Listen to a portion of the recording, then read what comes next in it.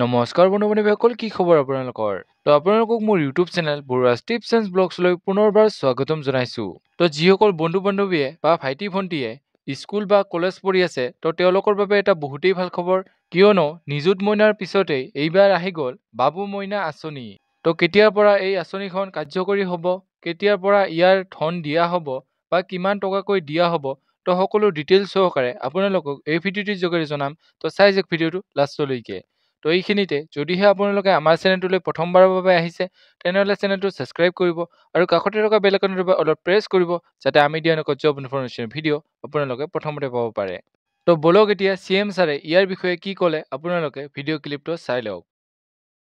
বাবে আমি ছাত্ৰসকলৰ বাবে এখন আঁচনি আমি আনিম, কিন্তু ছাত্ৰীৰ বাবে যেনেকৈ এইটো ইউনিভাৰ্চেল সকলো ছাত্ৰীয়ে পায়, ছাত্ৰৰ ক্ষেত্ৰত ইউনিভাৰ্চেল নহ'ব, অকল দৰিদ্ৰ আৰু নিম্ন মধ্যবিত্তসকলৰ কাৰণেহে আমি এনেকুৱা এটা আঁচনি আনিম। ছাত্ৰীৰ ক্ষেত্ৰত আমি ইকনমিটো নাচাওঁ, সকলোকে দিওঁ, কিন্তু ছাত্ৰৰ ক্ষেত্ৰত আমি ইকনমিটো চাই পেলাই দিম যে নিম্ন মধ্যবিত্ত আৰু দৰিদ্ৰ শ্ৰেণীৰ পৰিয়ালৰ পৰা অহা ছাত্ৰসকলক আমি এটা ভাল আঁচনি এটা আমি আনিম।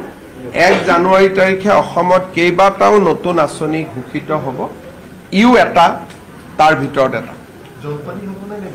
জলপানী হ'ব, মাহে মাহে যিটো জলপানী পায়। আমাৰ কথাটো হ'ল ষ্টুডেণ্ট যাতে পঢ়ি থাকে আৰু দেউতাক মাকে যাতে বাৰ্ডেন ল'ব নালাগে। গতিকে ছোৱালীৰ ক্ষেত্ৰত এতিয়া দেউতাক মাকৰ বাৰ্ডেন 50%, আমি 50% লওঁ। ক'ৰবাততো 100%টো হৈ যায় যদি ঘৰৰ কাষতে স্কুল কলেজখন আছে। আৰু ল'ৰাৰ ক্ষেত্ৰতো আমি জলপানীয়ে কৰিম, আমি এনেকুৱা কিবা মানে শিক্ষাৰ লগত জড়িত নথকা নকৰোঁ। প্ৰত্যেকটো স্কিমৰে এটা আদৰ্শ থাকে, গতিকে আদৰ্শটোৰ অনুৰূপ আঁচনি এটাহে আমি লওঁ।